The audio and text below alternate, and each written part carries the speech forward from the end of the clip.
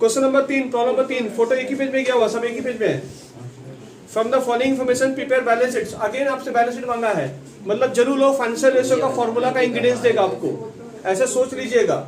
जब भी क्वेश्चन में अगर बैलेंस शीट अगर बोलेगा बनाने के लिए तो फाइनेंशियल रेशियो का आपको इंग्रेडिएंट्स देगा वो लोग, ठीक है। यानी आपको इस बार फाइनेंशियल रेशियो का आंसर दे देगा, करेंट रेशियो का आंसर दे देगा, क्विक रेशियो का आंसर दे देगा, डेट इक्विटी रेशियो का आंसर दे देगा। आपको वहां से रुपया फाइंड आउट करना है, ठीक है। आइए देखिए, करेंट रेशियो जैसे मैंने बताया था कि आपको आंसर दे दिया गया है 2.5:1। आप उससे निकालेंगे क्या, सी और सी निकल सकता है, वहां से जुगाड़ करिएगा। जब वो जुगाड़ हो जाए तो लिक्विड रेशियो पे अटैक करिएगा, वहां से इन्वेंट्री निकाल लीजिएगा, वहां से क्या निकलेगा आपका, इन्वेंट्री निकल जाएगा। प्रोप्राइटर रेशियो का फॉर्मूला हालांकि कुछ और है, फॉर्मूला था क्या था आपका, equity divide by total assets, पर इन्होंने बोला कि fix eight divide by proprietor fund पकड़ना, क्योंकि ब्रैकेट में लिख दिया लोग, तो जो ब्रैकेट में बोलेगा वही सुनेंगे हम लोग, ठीक है। फिर से हम लोग वाला वीक वाला नोट्स वाला याद करेंगे। फिक्स एट टू अगर पीएफ आपका इतना है, कितना है 0.75, the working capital to PF कितना होगा 0.25। अगर हमको जरूरत पड़ा तो उसका यूज हम करेंगे, ठीक है। वर्किंग कैपिटल दे दिया है, वर्किंग कैपिटल दे दिया मतलब यूज करेंगे हम लोग, मतलब वो लोग ना फिक्स एट दिया होगा ना प्रॉपर्टी फंड दिया होगा, मतलब आप उस तरीके से नोट्स वाले से यूज करेंगे। अभी आप रिजर्व सरप्लस आपका 80 रुपए दिया हुआ, आप उसे यूज करेंगे। बैंक ओटी आपका 20 रुपए दिया हुआ है, बैंक ओवरड्राफ्ट आपको दिया हुआ, तो बैंक ओवरड्राफ्ट तो फॉर्मूला में यूज होगा।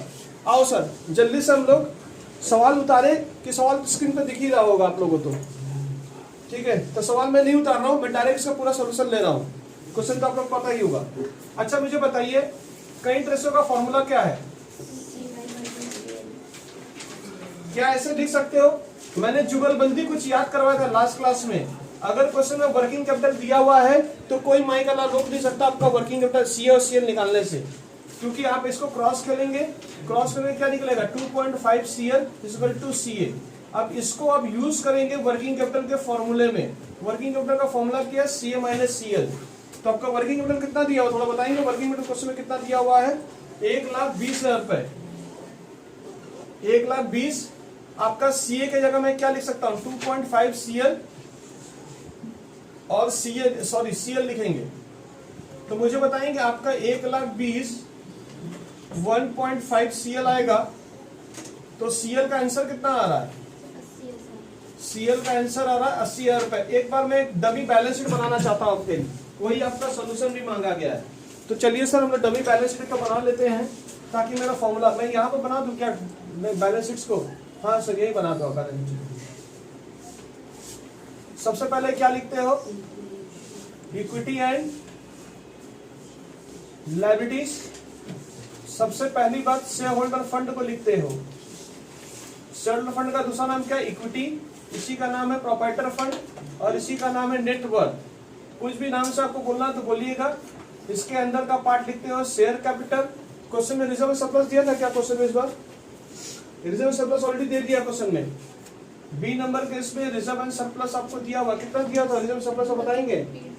रिजर्व सरप्लस 80 रुपए दिया हुआ है, 80 ना 80 दिया हुआ है, 80,000 रुपए ये है, इसको जोड़कर इक्विटी बोलते हैं हम लोग। उसके बाद एनसीएल लिखेंगे। एनसीएल के अंदर एक तो पार्ट लिखते हैं लॉन्ग टर्म बोरिंग, अगर होगा तो ले लीजिएगा। और इसके बाद current liability, long term borrowing, long term borrowing, current liability. Current liability का भी टोटल शायद अभी निकाले हो, जस्ट अभी आपने निकाला 80,000 रुपए निकाला अभी जस्ट आपने। टोटल यहाँ ऐसे कर देंगे, एसेट साइड में यहाँ पड़ी एनसीए करेंगे। एनसीए के अंदर इनटेंजिबल एसेट रखेंगे, टेंजिबल एसेट का जरूरत नहीं है, और इसी को हम लोग फिक्स एसेट भी बोलते हैं हम लोग, और करंट एसेट्स को रखेंगे। आइए साहब, तो वर्किंग कैपिटल में ये आपका निकल के आ गया है, ठीक है। सौदे के लिए तो बैठो, तुम क्या बना रहा है, तुम बना रहा हो ना, ठीक है बनाने वाली है। कैलकुलेटर हटा लो भाई सबको।